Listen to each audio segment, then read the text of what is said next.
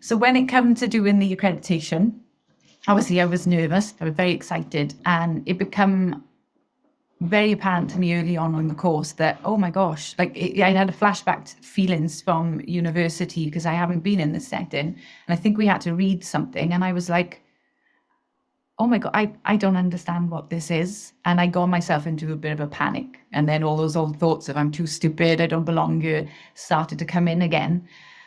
And I was like, oh my God, I can't say anything, I better not. And then I thought, hold on, I'm a grown woman, reach out, just tell them what's going on.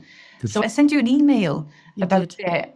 And oh my God, just the response that I had from you guys was just, that was healing in itself. Just being able to reach out and think, oh my God, are they going to tell me off? Am I going to be stupid? All that schoolgirl type of vibes going on. That was not the case at all. And I can't thank you guys enough for that, because that was just a moment of, just so much love there and caring.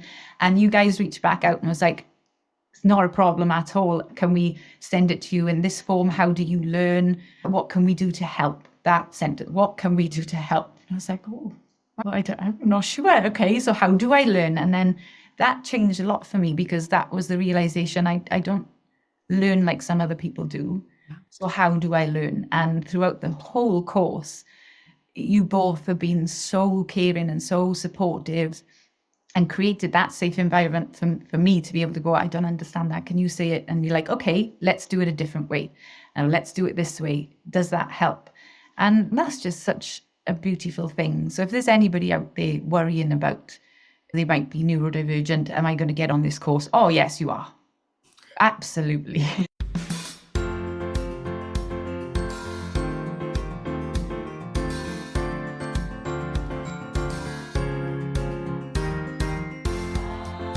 This is A Voice, a podcast with Dr. Gillyanne Case and Jeremy Fisher. Hello and welcome to This is Voice Season 9, Episode 12. The podcast where we get vocal about voice. I'm Jeremy Fisher. And I'm Dr. Gillyanne Case. And you've just heard Amy Jenkins talking about panicking when she first joined the Accreditation Programme. We decided that we were going to put two different video streams together. So we've got the This is a Voice video stream, and we've also got a whole video stream on our registered teachers, and we've been interviewing them for the past year or so. Yeah, and I want to say that our reason for doing this, our why, if you like, is we felt it was time to get vocal about vocal pedagogy and how we train teachers within this modern world context and what teachers need. So you're going to be hearing excerpts from interviews from 6 of our registered teachers. That's Amy Jenkins, Amy Housley, Hannah Grandy, Tim Uffindell, Laura Thomas, and Naomi Lee Schulke. So you've just heard Amy Jenkins. Let's go to Amy Housley. And Amy's going to be talking about using the techniques that she's learned the same week. And then we're going to go on to Hannah about finding out new things about her voice while she was on the programme and the differences between opera and contemporary musical theatre and the aha moments that she was having. As the choir developed, I feel like my development and the choir's development have kind of done this, which has been really nice to see, actually. And also you were taking some of the stuff that we were doing in the classes and then basically working it straight onto the choir, which is fun. We'd have a session on a Sunday, either a pedagogy session or a live training, and literally the Tuesday after I go, okay, I'm going to try this. And like, especially with how diverse our cohort was. So we had Tim and Charlotte and Anne who all work with groups in different ways. Yeah. So I felt like I had lots of different things I could try. And I would be very open with the choir and go, I've just learned this on Sunday. You're going to be my guinea pigs and we're going to try it, because that's the best way for me to learn, is to implement that. And then I could and they're very brutal. They're Scouse and Irish. So if they didn't like it, I would find out immediately. But if they did like it, they'd also be very honest about that. So yeah, that was kind of like a practical way of doing my accreditation homework, which was great. It was great fun. It's a brilliant way of doing it because you embed so quickly when you're trying stuff out. So I think it was a couple of trainings ago. We had short sections of music and then we were singing them in different genres. And I tried out. This is what I love, trying stuff out. And I've always got my hand up. And it was, I think, something about Jamie the last 5 years. Yes. So I was taking my M1 up quite high, and it was super helpful, the feedback I got from that. I think something clicked. I went, Hannah, you have to watch. This is because you're bringing your opera, everything that is so instilled in you, how to sing classical music, into this moment when you're trying to sing a phrase in musical theatre in M1. And it was just a few, do this, and then I could do it. So that you didn't go into vocal overload, which is one of the things that can happen. Exactly. Yeah. The opportunity to try that out with you in a room with everybody else there, the experience embedded it. Yes. And I think that's important because there are some teachers for whom, if they don't experience it themselves, that, you know, the feel and the sound, in fact, I'd say pretty much for everyone, you've got to have a good idea of that. Even if, you know, I'm never going to be a commercial music singer, but nevertheless, I've still got to be able to pick up one or two things and think, okay, I'm mapping what I think this singer is doing. If I don't know how that works in my voice, how am I going to be able to talk to someone about how it works in their voice? Otherwise, it's do it like the recording and you're hoping, or it's do it like me. We've got to be able to do better than that. It's something we feel very strongly about on the course, isn't it? Yes. So one of the things that comes up from many of the people that we're talking to on the accreditation programme is the peer support aspect. This is a unique aspect of our programme, the buddying system. We'd really like to share with you why this is so important. We think about the master apprentice model damaging the student or having the potential to damage the student. But in fact, it's also damaging to the teacher and even to choir leaders who work with communities. The most important thing is that we can learn to collaborate with and learn with our colleagues and support each other. So here's Tim Uffindell, who's a choir trainer on working with other teachers. Laura Thomas, who's a speech and language therapist and singing teacher, on worrying about saying the wrong thing in a group of teachers. And Naomi Lee Schulke, who's a singer, singing teacher, on sitting in on each other's lessons. How's it been for you working alongside other teachers? You're not the only choir trainer in the group. What's it been like on that journey? It's been really lovely, actually, is the word I'm going to put it. It's lovely. When we first start out, obviously, we were a cohort, a small cohort, and there's the risk of it being a competition and the risk of ego creeping in and the risk of I'm better than you and you're better than me, but I haven't felt that at all in this cohort, which has been amazing. Everyone recognizes their own strength and acknowledges and encourages each other's strength. And so it's been really lovely when I've been paired with another choir director. We've been sharing ideas and sharing what do you do in this situation and how with that situation, how would you handle that? Or have you tried this as a warm-up? And I'm thinking, this is brilliant. I'm taking notes all over the shop. And then when I'm paired with someone who isn't a choir leader, has no interest in being a choir leader, we can still really bounce off one another and share other parts of our work to encourage and equip each other in that way. And also see how other people do it, other professionals do it, without this sense of you're better than me or you're a threat. And I think that's part of the benefit of being online. And we have an international cohort, which is great. I don't think I'm going to be stealing many of my German colleagues' students.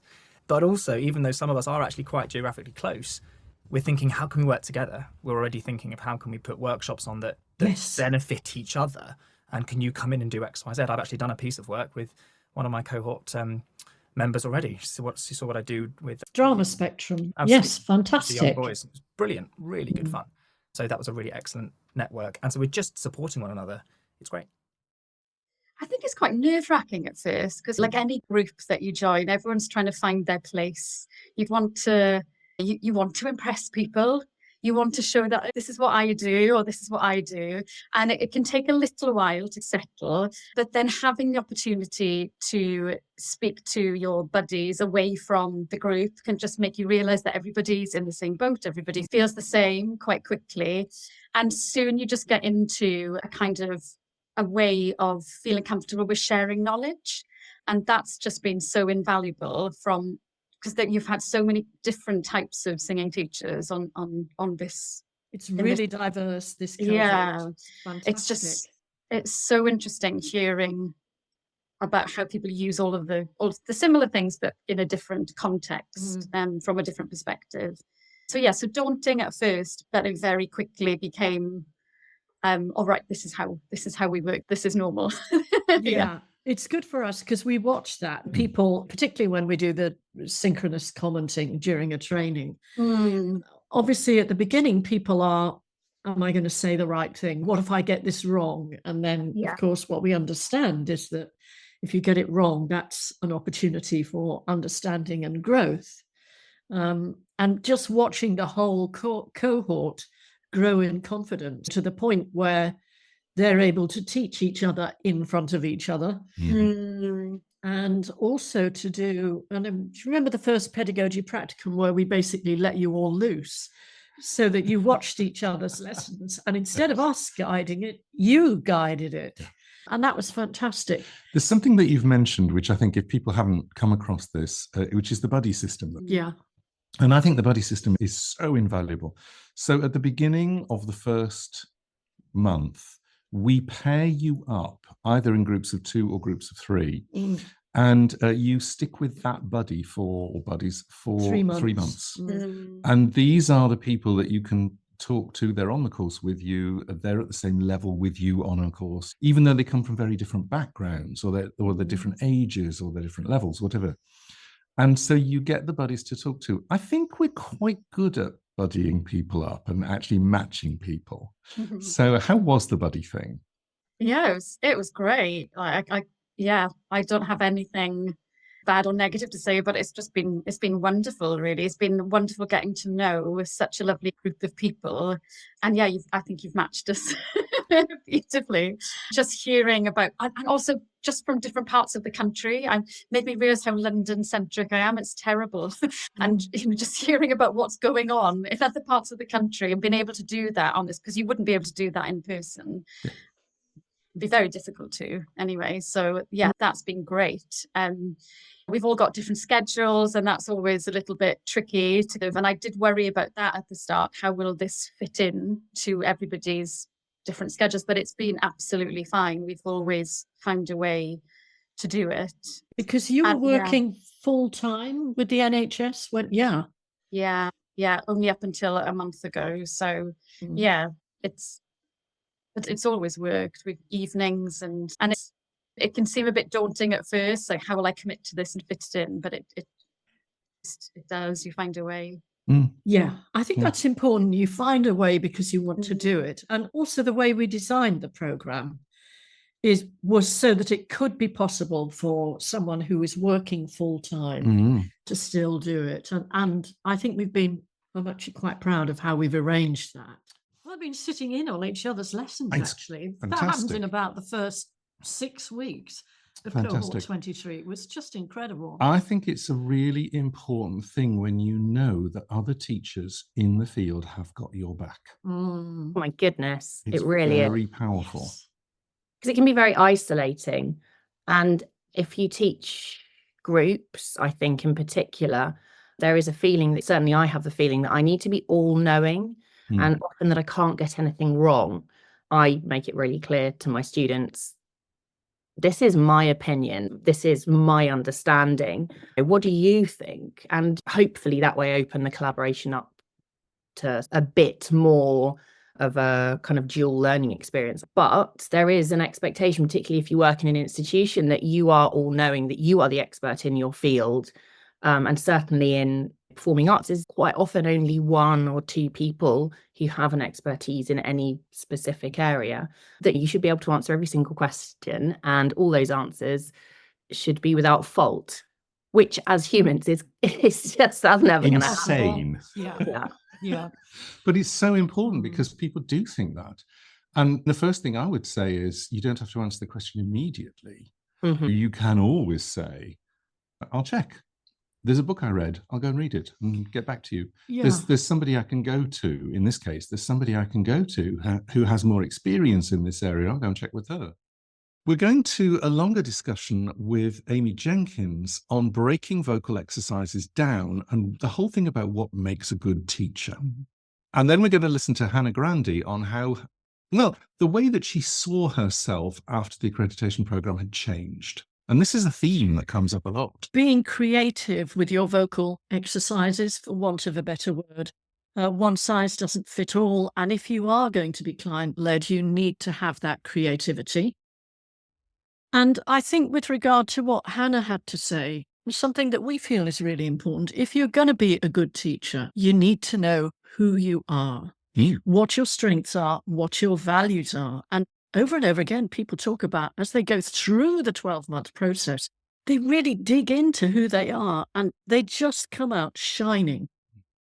We never wanted it to be like a master's program or anything like that. It's much more vocational in that sense. It's experiential, hands-on. Absolutely. There's something I think that's really good for us is if you know your material well enough, if you know what works well enough, you can explain it in 18 different ways. It doesn't matter. Yeah. I think the difficulty when you've got one way of teaching and you've got one way of passing information on and somebody challenges that and you actually do not have the skill to teach. Yeah. You don't have the skill to break it down. You don't have the skill to, and this is one of the things that we also teach on the programme is how do you break something down? Absolutely. If you can break something down into sort of instructions or parts, then you can build it back together in a different way. You can explain it in a different way. You can demonstrate it in a different way. You can do all sorts of things with that information or that technique. And it's not, here is the only way it works. And if you're not doing it, you must be stupid. It's absolutely not that. It actually, to me, that demonstrates that that person is not a teacher. Yes, I agree. That's one of the reasons I loved your course was all the different ways. Like, that's what makes a good teacher. Like you said, you just have in one way, and then if the other person doesn't get it, blaming the other person for not getting it. How can I help them to discover or understand? And that you both are so good at that, so good. And like you said, there's so many different ways, and that's what makes a good teacher. 100%. Absolutely. It's working with the person in the room. Yeah. Again, comes back to the same thing. Being client-led, whether it's a group or an individual. The big change, the big shift has been identity. That's massive for me. I think that's your growth the big point. headline. Yeah. So I'm a singer who does a little bit of teaching, but keeps it very quiet and certainly doesn't tell any of her colleagues at work because they might think, what does she know about singing? Now, I feel I am these two things. I am both. I'm proud to be both. I do both well. And I'm now applying for jobs in institutes in Germany, jobs that I wouldn't even have looked at 12 months ago. And it's so interesting how the two worlds have mixed beautifully, how what I've learned the last 12 months has improved my experiences at work because I'm singing better than I have done in a long time, because I teach myself as well. Can I hear that again, please, Hannah? Oh, yes, certainly. Talking to myself. But that's an absolute reality. I feel as good as ever about the way I'm singing. And then, of course, the other way around, how my experience in theatre, then I can bring that into the singing lessons as well. Absolutely. Yeah, so identity has been, it's great because I can be confident. And it's not just those two things. It's also Hannah as a fully formed human being. I also go out into the world with a more confident step. I haven't got anything I don't have to hide behind anything. I can be really proud of what I'm doing in both worlds. And that's the tools you have given me to be a singing teacher, but also to be Hannah as an individual. These tools have been, honestly, a massive shifts, life-changing, because I wouldn't be applying for those jobs that could change our whole situation here if I hadn't got that confidence to do it. So we're going to finish with a little conversation with Amy Housley on finding your level and how difficult it is to know what level you're at if you don't have other people to compare with. And that has a whole set of problems of its own anyway. it's more than level. Again, it's about who you are, what your strengths are, and what it is that you have to offer. I think this is super important for us as we're, moving forward in our professional lives. Nobody can know everything. We don't know everything. No. I don't feel caught up. The joy of a program like this is that if you're not caught up, someone else in the registered teacher group is, and they will be happy to share with you. And going to try not to get like emotional when I say this, but like, it really did help me to like love what I do again. And love my voice, because I think I spent so long thinking I didn't have any skills, or other people's skills were better than mine or whatever. But actually, like getting to know everyone on the course and getting to know what they all do and what they all are all good at made me realise that I have a unique skill that I'm good at, and Absolutely. there's no competition. I don't feel like I'm in competition with Tim or Charlotte or Laura or Lindsay. Everyone is a specialist in their area. Like if I need any advice on jazz improvisation, I go straight to Molly. Yeah. And I know that I don't feel like I have to then be amazing at jazz improvisation. I just have a colleague who is really good at that. And I know if anyone on the cohort needs any acting through song tips, I'll go to me or Lindsay. And it's really nice to finally feel like, and I said this to Gillyanne in the first initial chat I had with her, being self-employed is incredibly lonely. You don't have a company. Yeah. My boyfriend has Christmas parties and like social events and an office full of people he can just walk over and speak to. Whereas for years, I never had that. And I think that really impacted my mental health. Was I already felt lonely, and then we were locked in our houses. So now I feel like I have a company of colleagues in this cohort, and we lift each other up and we boost each other, and we rely on each other for, any questions I need answering, I go to them. So I feel like, yes, I've learned how to be a better singing teacher, but you guys have also provided me with friends and colleagues that I hopefully will have for years and years and years. Yeah. Sorry, that was such a long emotional tangent, but we got there in the end. It's lovely, actually. And I'm really happy that you shared it with us. So we hope you've enjoyed this trip through the journeys of some of our registered teachers.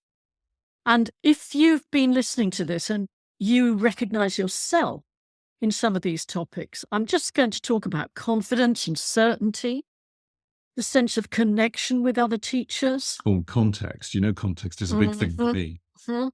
And collaboration between peers. It's all C's. It is absolutely all the C's. And creativity as well. We need creativity in our teaching world. Book yourself a short chat with me, a discovery call. I would love to talk more with you about this program, because we are enrolling right now for a program that starts formally in January 2025. And some people are starting their journey right now. So we'll put the link in the show notes, and we'll see you soon.